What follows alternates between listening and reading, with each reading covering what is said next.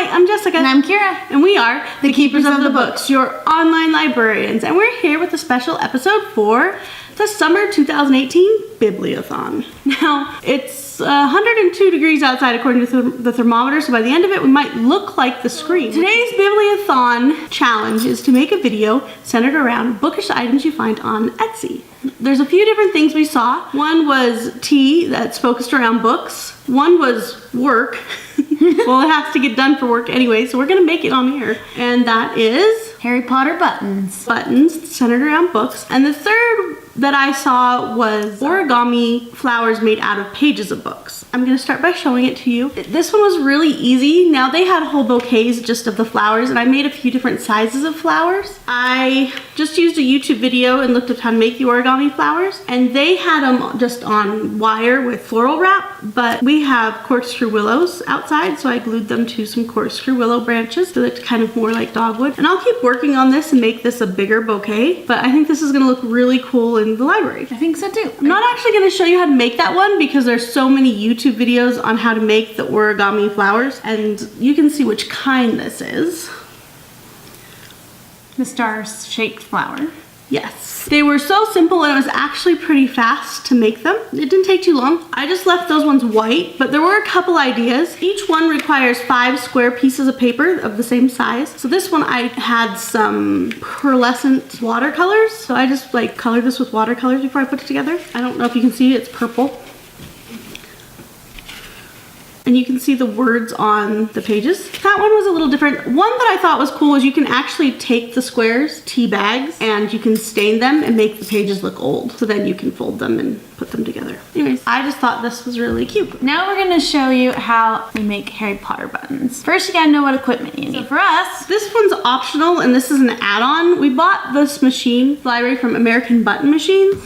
So when I bought it with the parts to make 1,000 buttons, and I bought the circle cutter. You could just use scissors, but this is a lot easier. So you cut your buttons out in strips, and you can put more than one together, but you have to line them up perfectly if you do that, or you can just do one at a time. Now, we'll probably be putting them together because I need to make about 300 of these. So to do this, it's really easy. You just line up the circle for the template with the edge of the button, and then you press down. Now, to make the button, all you need to do is open up your whatever office document you use, and you're gonna want to make to be Office or whatever word processing software you use or creative programming you use for creating stuff, and you're gonna want to make a circle that is a diameter of whatever your button maker says that it can make. So these are the 1 1/4 inch buttons, so ours are all 1 1/4 inch wide, and we just pasted a picture on that we liked related to Harry Potter, but you could do any book. Now while Jessica is cutting those buttons, I will show you the other equipment you need.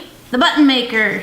This is also from American Button Machine. Now, there are other versions of this, but you can find button makers like this one. I prefer the slide one because it's just plain awesome. It makes it easy and works every time. And you can find versions of this on Amazon from anywhere from about $90 to $400, so it just depends on how much you really want to spend.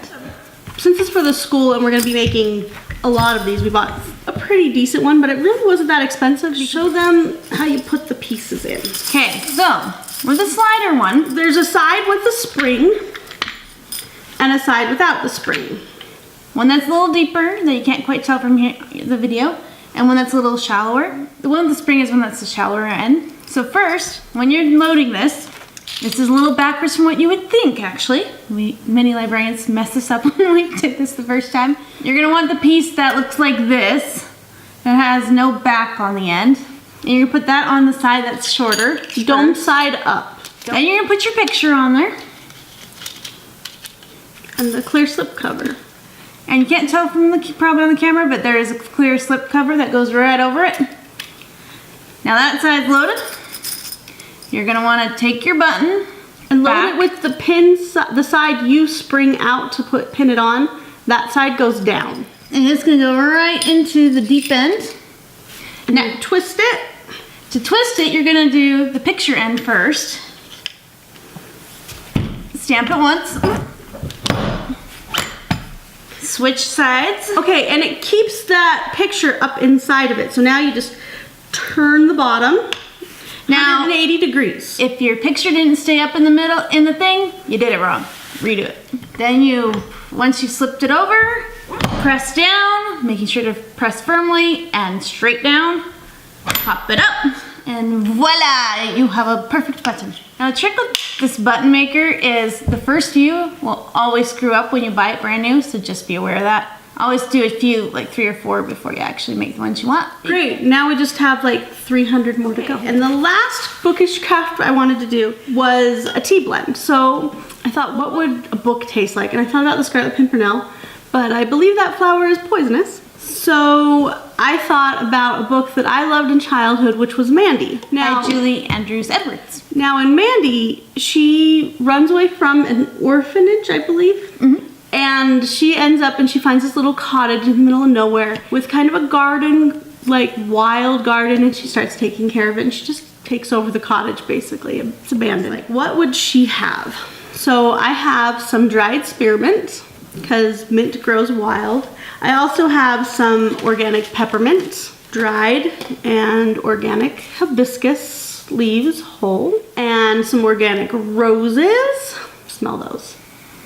Dried roses. In the book, she finds some rose bushes that she takes care of as well. So. And then I got some dehydrated strawberries, non-organic. The one thing that probably should be organic is not. I found freeze-dried strawberries. These are actually quite good. I keep eating them. Want to taste? Mm-hmm. Yes, please. Well, a little kid, good chance she's going to be eating an herbal tea. Hibiscus makes a really colorful base for an herbal tea.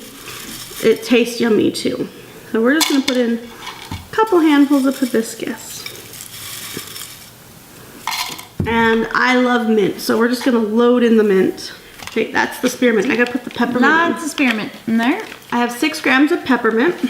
We'll just dump all of that in. The thing about roses is they're very strong, so stay light on those. We'll just do like 1 handful of roses. And I think strawberry should be one of our main flavors. Yes, a couple handfuls.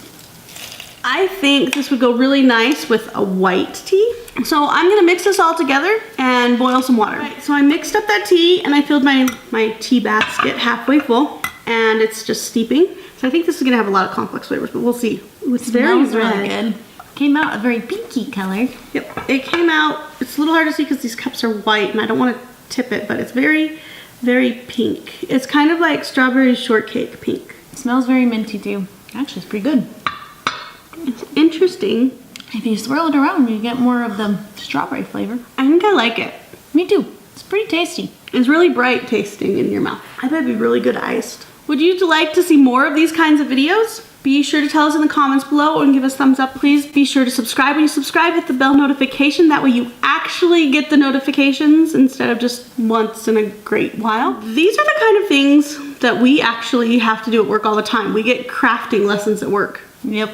Regular part of my meeting. It is a regular part of meetings. It's not something that I was necessarily good at when I started, but we spent a lot of time on silhouettes, learning how to make good displays, doing craft time and makerspace stuff. So if you'd like to see makerspace or more bookish type crafts on the channel, please let us know. In the comments would be great. What do you think your book would taste like? Which book is it and what flavors? Until next time, happy reading. Bye.